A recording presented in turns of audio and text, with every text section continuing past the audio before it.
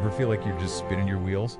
Like you're busy, crazy busy, but not really getting anywhere. Oh, yeah, totally. I think we've all been there. Well, today we're diving deep into that feeling with Paul Robinson's book, When We Get It Wrong, and his idea of the activity trap. This is going to be good. This book, it's not your typical productivity stuff. Robinson really digs into how we often miss the mark, just totally misunderstand basic ideas, even in our everyday lives. Right, and this whole activity trap thing is a perfect example. It's like we confuse busyness with actually, accomplishing things. Exactly. It's like that saying, motion doesn't equal progress. Okay, so let's paint a picture of what this activity trap looks like. I mean, what does it feel like to be stuck in this thing? Well, think about it. You're running around all day, checking things off your to-do list, attending meeting after meeting. Oh, yeah, the meetings. But at the end of the day, you're wiped out and you're like, wait, what did I actually achieve today? Yeah, I feel that. It's like running on a hamster wheel. Lots of effort, but going nowhere. Precisely.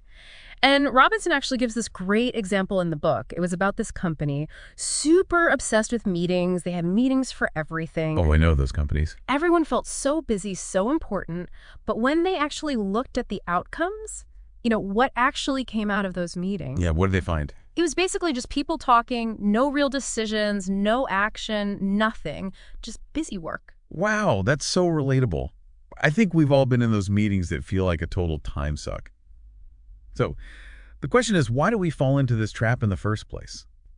I mean, I genuinely want to be productive, so why do I sometimes end up running in circles? Well, Robinson makes a really interesting point. He says our culture kind of celebrates busyness, like it's almost a badge of honor to be overscheduled and stressed out. Oh, yeah, I see that all the time. Like, if you're not busy, you're not important. Right. It's like we're programmed to think that doing more, like just constantly doing stuff, equals being more valuable.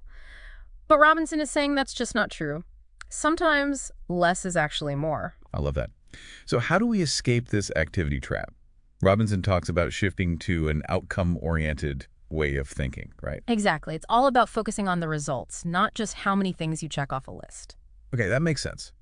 But how do we actually do that? Like, where do we even start? Any practical tips from the book? Well, he suggests a few things. One is to start your day by identifying, your top 3 outcomes for the day. Not tasks, but outcomes. Okay, so what's the difference? So instead of saying, I need to answer emails, you'd say something like, I need to finalize the proposal for Project X. See, it's bigger picture thinking. Gotcha. So that helps you prioritize, stay focused on what really matters. Yes, and it prevents you from getting bogged down in all the little stuff, the busy work that doesn't move the needle. So how do we know what's busy work and what's actually moving us toward our goals? Robinson suggests taking a step back regularly and asking yourself, is what I'm doing right now, is it really contributing to my desired outcome? So like being honest with yourself? Right. If the answer is no, then either ditch the task, delegate it, or figure out a more efficient way to do it. I see. It's all about being intentional with our time and energy, not just filling up our calendars with, random tasks. Exactly. It's about making sure what you're doing actually aligns with your goals. Love that. Anything else from Robinson that we can use to, break free from this activity trap? Oh, yeah. He emphasizes the importance of mixing things up, experimenting, and trying different strategies. Because what works for one person might not work for another. Oh, that's so true. So, don't be afraid to try different approaches to productivity. It's about finding what actually works for you. Exactly. It's not a one-size-fits-all thing. The key is figuring out what helps you reach your goals, your desired outcomes. Wow. This has been incredibly helpful. I'm already thinking about, how I can apply these ideas to my own work. Shifting from doing more to achieving more is a real game changer. And remember, this isn't just about work, right? This applies to, every part of life. Yeah, totally.